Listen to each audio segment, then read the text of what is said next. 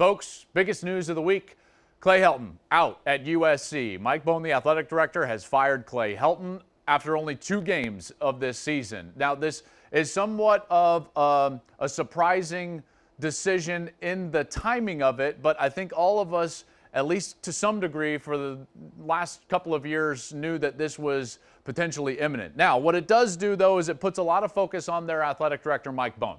Okay, so Mike Bohn makes this decision now for USC, and for Mike Bohn, the timing of it looks a little bit interesting. Well, what are some of the elements that led Mike Bohn to make this decision now? I don't think it should be lost on the college football fan base at USC that Oregon and UCLA had huge wins in this season, right? So there's some sense of urgency around USC and this program to try to get it right and try to make a change now. There's also this other element for Mike Bohn that is an acknowledgement of a mistake made last December and maybe the December before that. You see, when you fire a guy 2 games into the season, what essentially you're doing is indicting yourself. You're saying, I made a mistake. I should have done this previous, but didn't, and now we find ourselves in this situation. Now, it's not advantageous for a program to change their coach at this point in the season. It's just not. It's tougher to recruit. You can get recruited against. That's one of those. Although some would argue it might help in recruiting and signal a change. But listen, it's not going to be easy. It's also harder in a disciplinary setting to keep your current team engaged, keep them going to class, keep them eligible. In the era of the one-time transfer, to keep them at USC in general. This is a difficult proposition now. That makes it tough to make a change in week 2. So why make the change now? Why? Well, it's actually pretty simple.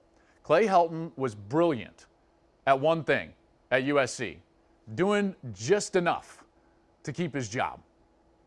I love Clay Helton. He's one of the great men in college football. I wish him and his family well. As a performance aspect of what was going on at USC, it was the bare minimum.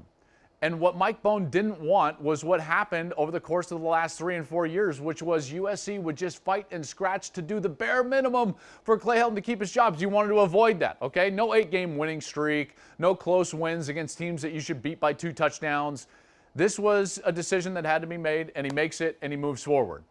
It does call into question a little bit Mike's decision-making in the past. Now, I've known him for a long time. I was actually a player at Colorado when he was the athletic director at Colorado.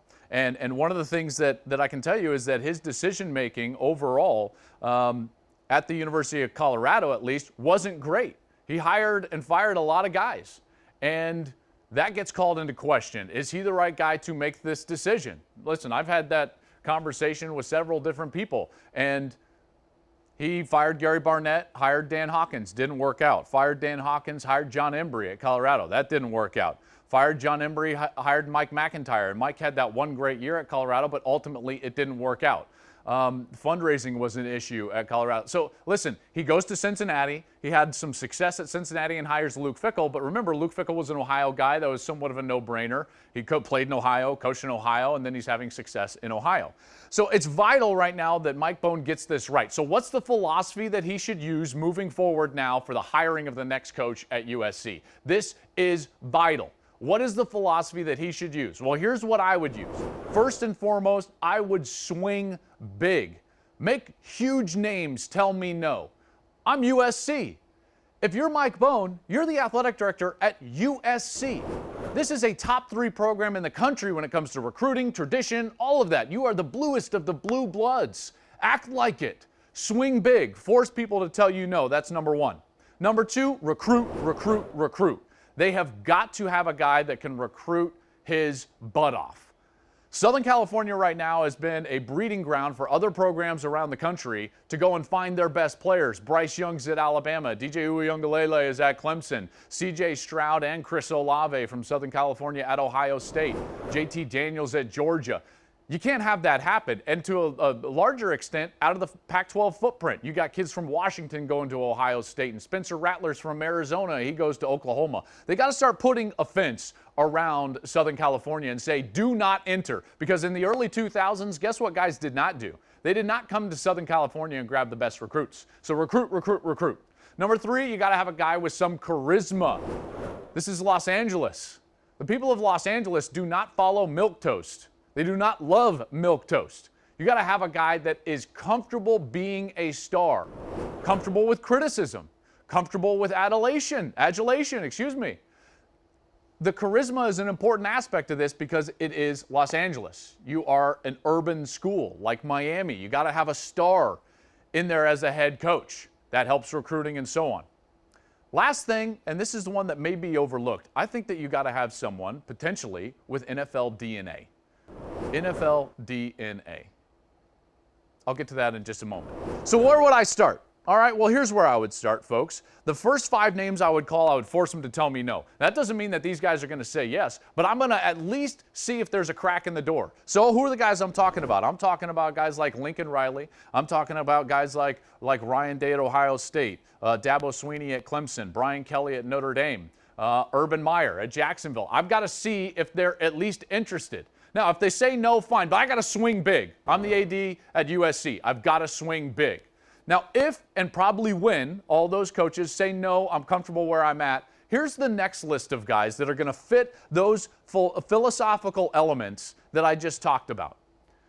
Mario Cristobal, head coach at Oregon. Eric Bieniemy, offensive coordinator for the Kansas City Chiefs. Jeff Hafley, the head coach at Boston College. Josh McDaniels, the coordinator of the Patriots. Joe Brady, coordinator of the Panthers. Deion Sanders.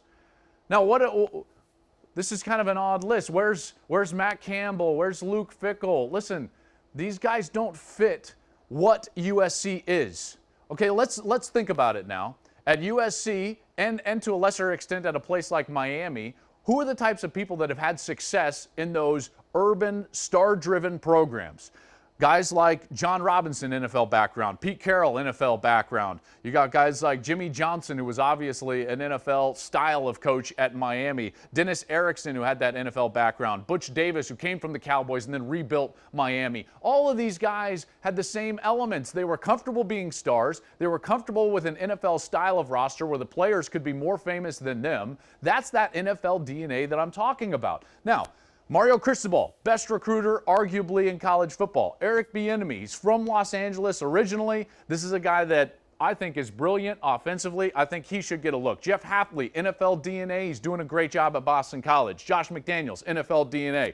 Joe Brady, NFL DNA and that national championship as a coordinator at LSU. And Deion Sanders. You're telling me Deion Sanders wouldn't work in Los Angeles?